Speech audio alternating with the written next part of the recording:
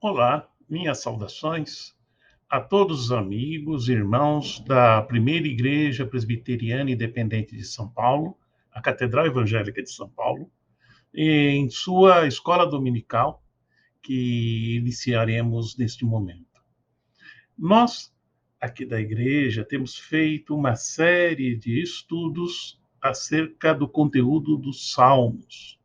E temos visto distintos salmos enfocando assuntos diferentes dentro da vivência e convivência dos cristãos.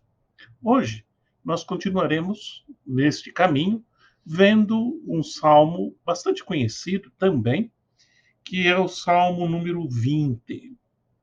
Deixa-me lê-los. Eu vou ler na tradução, da nova tradução na linguagem de hoje, da Sociedade Bíblica, e os irmãos acompanhem a leitura na sua própria Bíblia ou ouçam o texto que estarei lendo. Assim diz a palavra: Ó Rei, que na hora da angústia o Senhor Deus responda à sua oração. Que o Deus de Jacó o proteja, que do seu templo Deus lhe envie socorro e que do monte Sião ele o ajude. Que Deus lembre de todas as suas ofertas e aceite com prazer os seus sacrifícios queimados no altar. Que Deus satisfaça os seus desejos, ó Rei, e permita que todos os seus planos deem certo. Então, daremos gritos de alegria pelo seu triunfo, e em louvor ao nosso Deus, levantaremos as bandeiras da vitória. Que o Senhor atenda todos os seus pedidos, ó Rei.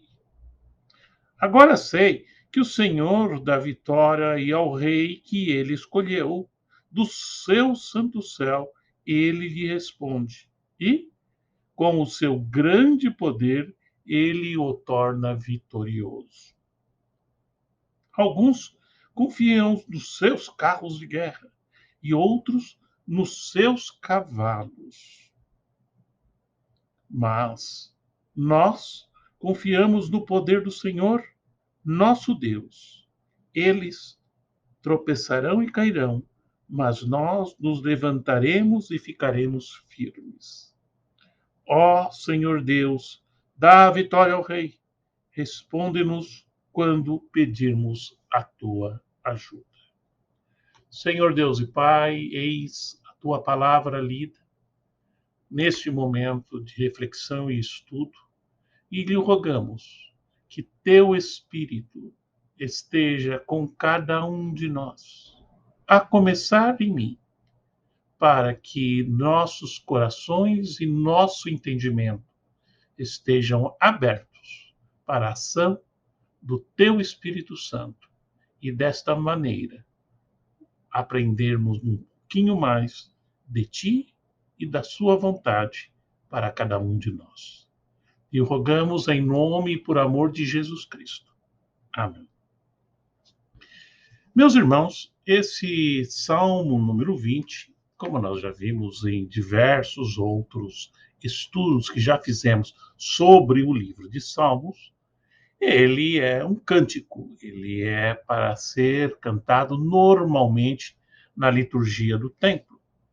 Então, o saltério era o inário utilizado na Israel antiga, utilizado na época de Jesus, e até hoje, nos dias de hoje, o saltério é um item importante no culto das comunidades judaicas. E são cantados e declamados durante a liturgia. Mas eu gostaria de chamar a atenção, em particular, para este Salmo número 20. Aparentemente, ele foi feito de uma maneira como um jogral, onde se cantava uma parte pelo próprio rei, pelos sacerdotes e pelo povo, como em resposta a uma afirmação que vinha antes, que precedia, e ele, dessa forma, gerava este cântico, como nós vemos aqui no Salmos 20. Provavelmente a primeira parte era entoada pelo próprio sacerdote, ou talvez por membros das pessoas que pertenciam e estavam no templo neste culto de adoração.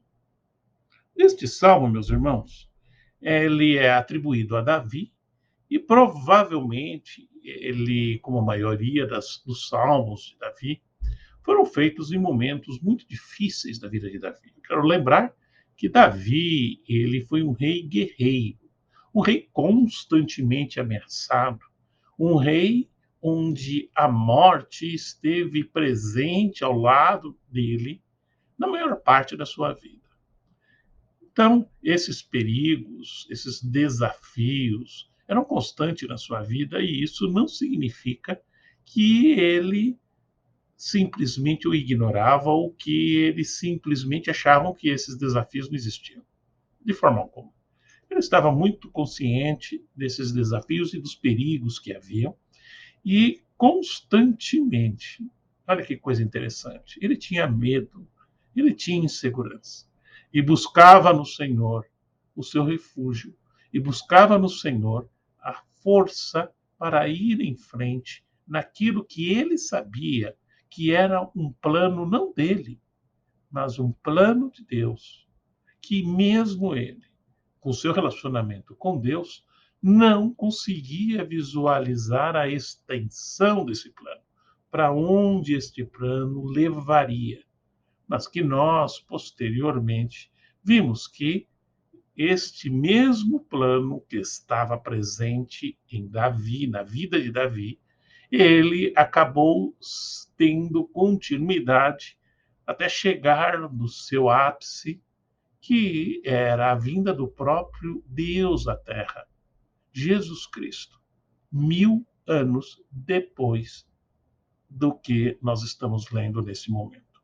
São 1000 anos, meus irmãos. Bastante tempo, mas que para Deus é absolutamente irrelevante.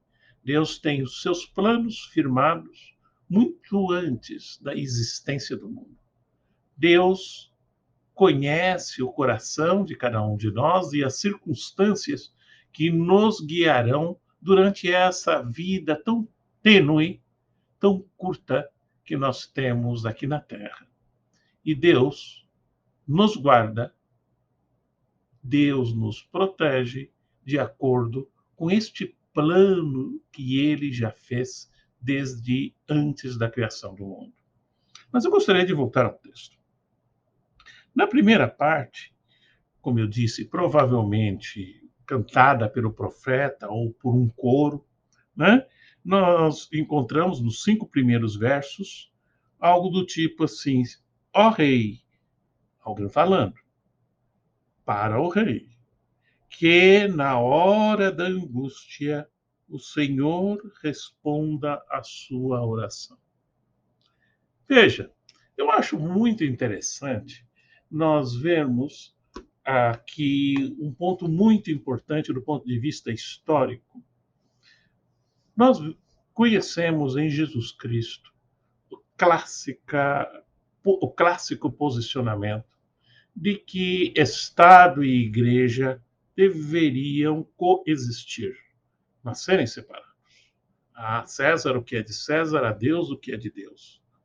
Existe uma separação muito grande, que o reino de Deus não é deste mundo. Enfim, nós temos, na parte neotestamentária, muitas indicações que deixam muito claro a separação entre Deus, a igreja e o estado temporal.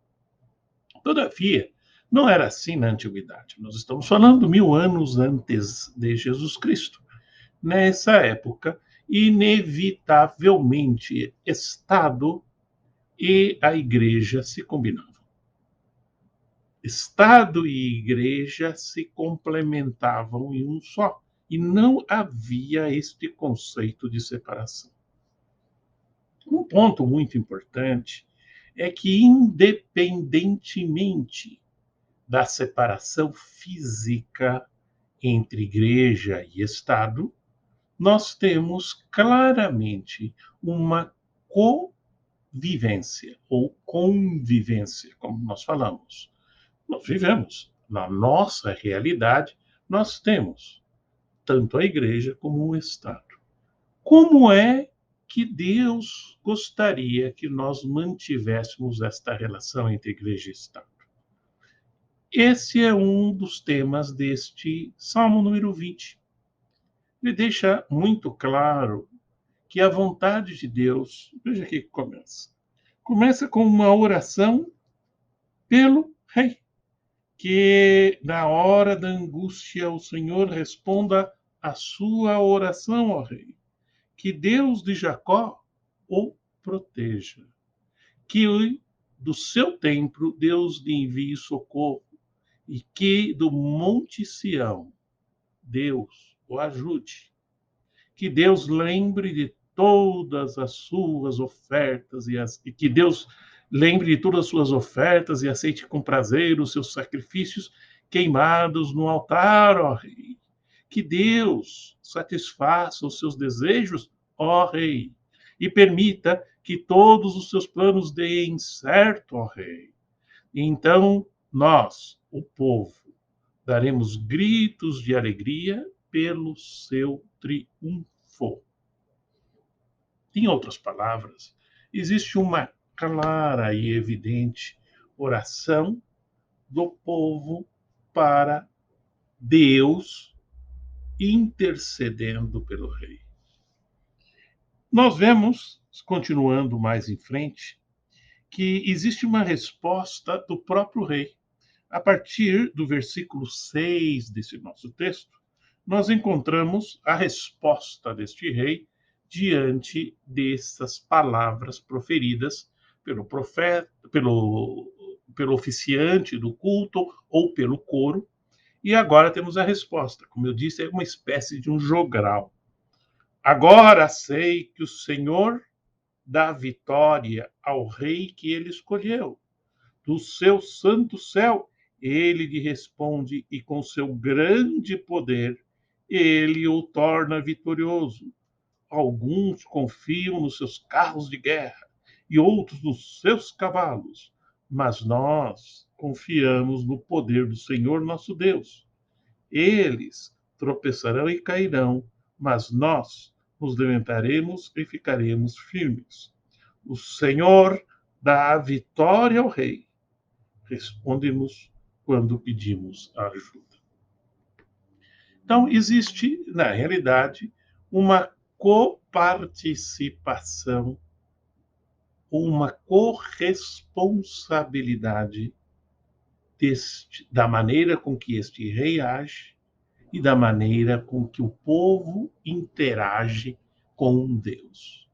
Ao mesmo tempo que nós vemos uma intercessão pelo rei, nós vemos uma resposta do rei a essa intercessão em reconhecimento à ação de Deus sobre todas as coisas do seu reinado. Ótimo texto, muito interessante, mas eu os convido para tentarmos ver o que um texto como esse tem a ver com a nossa vida, com a nossa realidade. Nesses tempos turbulentos que nós vivemos, nesses tempos onde gera a dissidência, a separação, muitas vezes seguido de ódio, raiva e rancores. O que é que nós podemos aprender deste salmo, composto 1000 anos antes de Cristo, composto 3000 anos atrás? Será que ele tem alguma mensagem para você e para mim? Que estamos comprometidos com a vontade de Deus, que somos parte do reino de Deus aqui na terra. Será que este salmo de 3000 anos atrás tem alguma mensagem para nós? Meus irmãos, honestamente, eu creio que sim. Eu creio que ele nos traz algumas lições importantes, que independentemente da separação da Igreja e do Estado, claramente estabelecida, sobretudo no Novo Testamento, existem algumas obrigações que nós, como povo de Deus, temos para com os nossos governantes. Obrigações essa nascida do nosso compromisso com Deus. O nosso compromisso com Deus, sim, meus irmãos, é orar por nossos governantes. O nosso compromisso de Deus, sim, meus irmãos, é orar pelo governo temporal no qual nós temos. É orar pela nação que pertencemos. Nosso compromisso com Deus é termos um compromisso com a nossa própria sociedade, começando com a nossa intercessão àqueles que nos governam. Isso é bastante claro no texto que nós vimos agora. Isso é bastante claro nas palavras que nós encontramos nesse Salmo número 20. Mas podemos encontrar em outras partes da Bíblia também. Um outro ponto que eu acho muito, muito relevante é a consequência deste salmo. Repara que na primeira parte nós temos uma invocação, uma oração a Deus, intercedendo pelos governantes, ou pelo rei, no caso específico deste salmo. Nós temos uma segunda parte. A segunda parte é um reconhecimento do rei do poder, da majestade e da soberania de Deus sobre todas as coisas. Consequência das próprias intervenções de Deus, consequência das próprias intercessões a Deus sobre os governantes.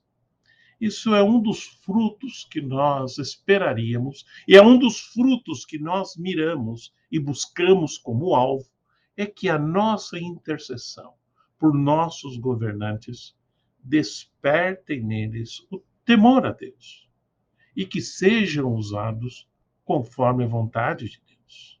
Todavia, eu lembro que Deus usa até o ímpio, independentemente da situação ideal, onde os governantes reconhecem a soberania de Deus sobre todas as coisas.